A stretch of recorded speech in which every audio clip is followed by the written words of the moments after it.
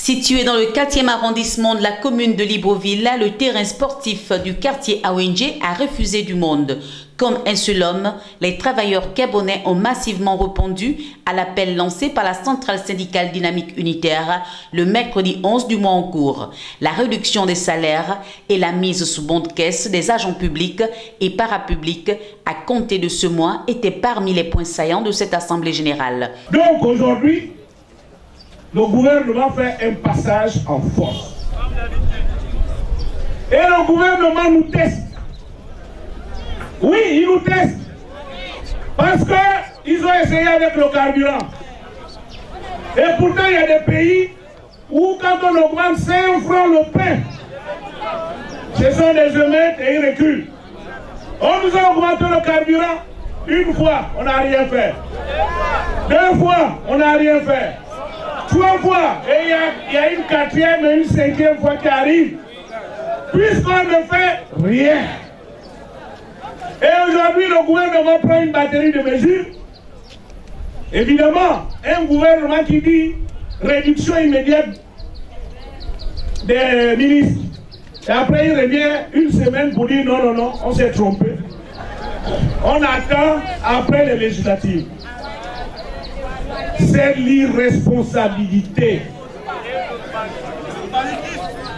Et quand il s'agit des mesures des travailleurs, on dit c'est immédiat.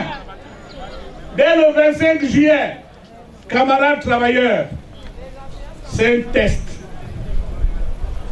Si ça passe, nous sommes foutus. Par ailleurs, se référant au respect des normes syndicales, la dynamique unitaire s'est réservé le droit de toute autre action avant la fin du mois de juillet, tout en tirant la sonnette d'alarme. Aujourd'hui, nous sommes venus donner un message clair et sans contour au gouvernement et à Ali Bongo, qui est le responsable de ces mesures. Quand on sait qu'ils peuvent aller prendre cet argent ailleurs, et ça existe, et il le sait bien.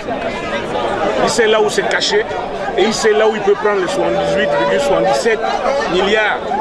Hein?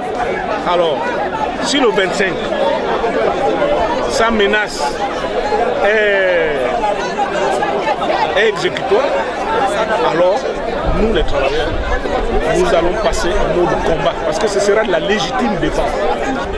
Mais le 30 juin, cette ordonnance n'a pas été ratifiée. Donc il n'y a pas de support juridique pour justifier le blocage de la carrière de l'agent et son prélèvement. Ils n'ont aucun support juridique. Donc le faire, c'est violer la loi. Et dans ce cas, face à un violeur de la loi, on n'a pas d'autre choix que d'agir et de poser des actions de défiance, parmi lesquelles une grande marche sera organisée pour mettre hors d'état de nuire, je dis bien hors d'état de nuire, d'abord la mesure, et si possible, ceux qui sont à l'origine de cette mesure. Sur ce, affaire à suivre.